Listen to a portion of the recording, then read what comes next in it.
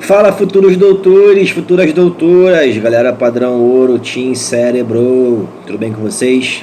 Bom, esse videozinho aqui é para falar sobre um assunto que o pessoal está me perguntando muito ao longo dos vídeos que eu tenho feito. Sempre rola um comentáriozinho desse aí lá nos vídeos, que é quais são as atividades do interno, o que o estudante de medicina do internato pode fazer, até onde vai a liberdade do interno. Então vou falar aqui rapidamente sobre as atividades que o estudante pode fazer durante o internato, pelo menos das que eu passei até hoje, que foi clínica médica, e estou passando agora na cirurgia geral, beleza? Então desculpe pela cara de cansado, são 10h15 da noite, estou chegando do trabalho, acabei de dar aula aqui no PH de Botafogo, mas não pode ficar sem vídeo no canal, então chega de enrolação. Bora pro vídeo, chama que vem. Bom, gente, então a atividade que o estudante de medicina no internato pode fazer, ela é bem ampla, né? Mas ela depende muito de qual é o tipo de serviço que você vai estar fazendo. Por exemplo, na clínica médica eu fiquei em dois estilos, né, de atendimento. Ou eu pegava atendimento ambulatorial, que é o paciente chegando na clínica da família, por exemplo, para ser atendido, né, fazer uma consulta, e eu vou encaminhar a consulta sozinho. Então nesse caso é o paciente chegando, ele faz a conduta e aí vai embora para casa, tá? Ou então nos hospitais também tem atendimento de ambulatório, que é a consulta médica, né? No hospital o paciente pode chegar, ser atendido na consulta, pode ir para casa ou não, ou ele pode ficar internado, né? Depende da gravidade, da orientação, mas geralmente quando é muito grave ele vai para emergência e não vai ser, né, consultado, né? Então também tem isso. Na clínica da família, que é um posto de saúde, que a gente tem uma complexidade baixa da saúde, que é isso? A gente tem serviços ali de baixa complexidade, rodar eletro, prescrever alguns fármacos, não tem paciente que fica internado na clínica da família, né? Então nesses casos, o interno ele conduz uma consulta clínica. Então o paciente chega com uma queixa qualquer, a gente colhe a história do paciente, faz o exame físico completo, com base na história, no exame físico e em outras consultas, se ele já teve ou não, a gente dá a nossa conduta, o nosso diagnóstico. As consultas a gente atende sozinho, né? Geralmente 2 internos, no máximo 3 internos. Eu fiquei sozinho já, alguns dias que tinha pouco interno, porque muitos têm dia de folga para poder estagiar fora. Então na sexta-feira, na sexta e na quarta era muito comum ficar bem vazio. Então já tiveram dias que eu atendi sozinho, que foi muito legal, né? Para me dar uma autonomia maior e perder, né, o medo, perder o receio e você seguir em frente ali com mais segurança. E aí quando terminava a consulta, eu chamava o médico, o professor, né, ou a professora que estava acompanhando a gente, passava todo o histórico do paciente daquela consulta, passava a minha conduta, quais remédios eu prescrevo, quais exames eu prescrevo, quais encaminhamentos eu posso fazer. E aí o professor, a professora, o médico ou a médica, eles avaliavam para o Bruno: tá ótima a sua conduta, é só ajustar isso, isso e isso, por causa disso, isso e isso, beleza. E aí a gente imprimia os fármacos, os exames solicitados, os encaminhamentos, pelo computador, porque no SUS, como eu falei aqui, é tudo via computador, né, impressão. E aí o médico ou a médica carimbava e assinava, dá para o paciente, um abraço, beleza, vida que segue. Depois vai voltar lá para sofrer outra consulta, por mim ou por outro aluno, tá? Agora, no serviço de clínica médica que eu rodei no Miguel Couto, ou então em outros hospitais que você pode ter, o paciente pode estar já internado numa enfermaria. No Miguel Couto foi assim: o paciente já está internado no hospital, então você não vai fazer consulta, ele já está lá. O que você tem que fazer então? Você vai até o leito do paciente, a cama dele, faz o exame físico, colhe a história do paciente, compara o que ele está te falando no estado que ele está hoje com o exame do dia anterior, se ele não deu entrada naquele mesmo dia, e aí você compara, o paciente está melhorando, está piorando, o que ele está tomando, né? O que eu posso acrescentar aqui nessa prescrição de remédio? Será que eu vou mudar alguma coisa? Então, nesse caso, quando o paciente está internado, a gente avalia o paciente, vê toda a prescrição de remédio que está tomando, e aí você pode ajustar, manter alguma coisa ou não. Então, no final da evolução do paciente que está internado, a gente define a nossa conduta, mas sempre tem que passar o que a gente acha ou para um residente ou para um médico, né, do hospital, contratado ou concursado. E aí no final o médico vai carimbar, vai passar aquilo para a enfermagem e a enfermagem vai até o paciente fazer o que tem que fazer, administrar outros remédios, enfim, ou então você vai encaminhar para algum outro setor o paciente, assim que funciona. Na cirurgia geral que eu estou fazendo agora, os pacientes já estão internados, né? Então eu estou no Souza Aguiar agora, estou rodando enfermarias que os pacientes já estão internados. Por exemplo, eu fico na enfermaria 506, tá? É a sala 506 que tem 6 leitos. Então esses 6 leitos, eles estão distribuídos entre eu e mais 2 alunos, que é o Rafael e o Léo, que vocês conhecem aqui dos vídeos, né? Então nós temos que chegar todo dia lá, avaliar os pacientes, fazer a evolução, que é justamente isso, né? Colher a história, ver se melhorou, se piorou, exame físico, tá tomando o que eu posso mudar ou vou manter. E aí existe um médico, um residente, que é responsável por cada sala, cada enfermaria. Então nós temos que passar depois a nossa conduta para o residente ou para o médico. Ele vai avaliar, beleza, tá ótimo, carimbou, assinou, e a enfermagem vai lá trocar os fármacos ou manter os fármacos, enfim. Vai ser feito o que você definiu junto com o residente. Agora o pessoal perguntou assim, mas... E eu comentei aqui em alguns vídeos, né, que tem casos que o professor fala, vocês podem rodar setores que você gosta, que você quer. Isso pode acontecer em alguns serviços de hospitais ou não. Isso depende de quê? Da onde você vai estar, do médico ou professor que você vai acompanhar, se ele vai te dar essa liberdade ou não. Então, por exemplo, na clínica da família, não tinha outro serviço de clínica médica, era só atendimento em consulta. Então não tinha outro lugar para eu rodar. Eu era obrigado a ficar atendendo na clínica médica como consulta até acabar os pacientes. Não tinha outro jeito. No Miguel Couto, tinha os pacientes que estavam internados, mas é um hospital grande, então tem tudo. Tem cirurgia, tem emergência, tem trauma.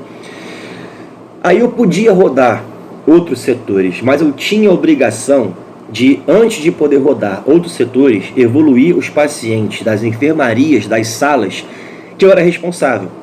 Então no Miguel Couto eu estava acompanhando o chefe da clínica médica e ele ficava com a sala 511 e com a 505. Então todos os pacientes da 511 e da 505 eu tinha que dividir entre eu e mais 3 estudantes, mais 3 internos. Só depois que a gente via os pacientes, passava os casos para o chefe da clínica médica e discutia todos os casos, é que a gente ficava liberado. Então geralmente isso terminava o quê? Meio-dia. Então à tarde a gente podia fazer o que a gente quisesse. Tem gente que ia embora, ou para descansar, ou para estudar, para residência. Tem gente que ficava lá. Então assim, eu variava. Tinha dia que eu ficava até mais tarde para poder ir para a emergência, ou então eu via outros pacientes. E às vezes quando estava muito cansado, eu ia embora para casa, dormir ou estudar. Então depende, mas você tem a obrigação de ver os pacientes da sua enfermaria, do seu médico que você está acompanhando. Como é que está agora na cirurgia, né? Eu tenho a obrigação de fazer o quê? De ver os pacientes da enfermaria, que é a sala 506. E agora não lembro agora, 506. Depois que eu vejo, eu posso fazer o quê? Eu posso ir para outros setores. Então eu vou lá a parte dos queimados, que eu mostrei aqui vídeos. Eu fiquei também na cirurgia plástica. Sexta-feira eu vou ficar lá, conheci a médica de lá, ela falou que eu posso acompanhar na sexta-feira. Vou ficar na cirurgia plástica. Quarta-feira, hoje no caso, eu fico com os queimados, né? Então eu termino a obrigação na cirurgia geral, passo para a médica, depois eu vou lá para os queimados ou para a cirurgia plástica. Eu posso fazer o que eu quiser. Se eu quiser descer para ir lá para cardiologia, eu posso ir, para emergência eu posso ir, porque o professor foi flexível. Agora, se o médico, o professor, a professora fala assim, não, cara, você aqui o dia inteiro, aí você não tem como rodar outros setores. Aí perguntaram, Bruno, o que você acha melhor? Né? Eu acho melhor você ficar livre, para você poder fazer o que você gosta mais. Porque é nessa hora do internato que a gente tem que dar o foco para a área que a gente vai seguir. Então, se eu quero aprender mais, eu não vou ter nenhuma outra chance, pessoal, boa, de aprender sobre queimados como eu estou tendo agora. Porque é no Souza Aguiar que tem um grande centro de tratamento de grandes queimados. Então tem que aproveitar ao máximo esse momento. E é por isso que é legal ter essa liberdade, né? Por exemplo, lá no Miguel Couto, né, eu via a clínica médica, mas depois eu queria ir para a emergência, porque eu gosto mais, como vocês sabem, da emergência. Souza Aguiar, onde eu estou agora, também. Então eu estou ficando nos queimados, cirurgia plástica, mas eventualmente, semana que vem, eu vou descer para ir para a emergência e ficar um pouco lá, né, para ver um grande volume de pacientes na área que eu também pretendo seguir. Agora, também vai do aluno. Se a pessoa for falcatrua, quiser ir embora para casa cedo, meio-dia, geralmente ela pode ir. Vai para casa, vai dormir, fazer outra coisa. Ou, pô, quero ir para casa estudar para residência. Tem gente que faz isso. Por quê? Ano que vem, sexto ano, quando acabar o ano, vai ter prova de residência. Então as pessoas estão se adiantando já, né? Então vai de cada um. Se a pessoa quiser, cagar, ir embora para casa, tchau, benção, quero dormir, enfim, ela tem essa liberdade, né? Mas quem quer aprender, corre atrás, corre na frente, cola com outros médicos, né? Aí depende do setor.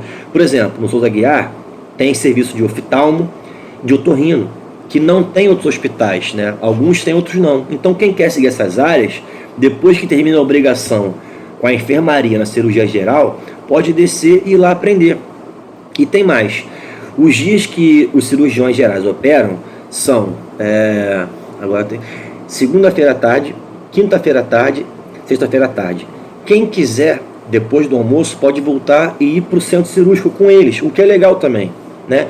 Embora não vá seguir cirurgia, tem cirurgia que eu vou querer entrar para ter uma noção e para poder filmar para vocês também, né? Que eu prometi aqui. E eu vou entrar, né? Sexta-feira eu posso entrar, né? Que eu vou estar lá também o dia inteiro. Então, isso é legal, tá? Porque, por exemplo, se eu não vou fazer nada de cirurgia e eu quero ficar um dia à tarde em outro setor para pegar emergência, CTI, eu posso fazer isso. Então, assim, como é que é o serviço básico do interno? Tem as obrigações, né, de cada setor que ele vai rodar, e essa flexibilidade e liberdade depende do professor que você vai acompanhar. Se ele for um cara muito rígido, você vai ter que seguir, né, as regras. Se ele for flexível, aí você tem essa opção de seguir outros setores. E também vai de você, do aluno, se você quer realmente correr atrás, aprender mais de alguma coisa que você gosta, ou se você quer ir para casa dormir ou estudar para residência, tá? Agora, tem outras coisas que geralmente existem nos hospitais, em qualquer setor, clínica médica, pediatria, ginecologia, qualquer coisa, que são os rounds, né?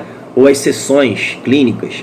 O que é um round? O round é quando todos os médicos e residentes do setor eles se reúnem durante uma hora e meia, discutem todos os casos das enfermarias que eles estão vendo, né?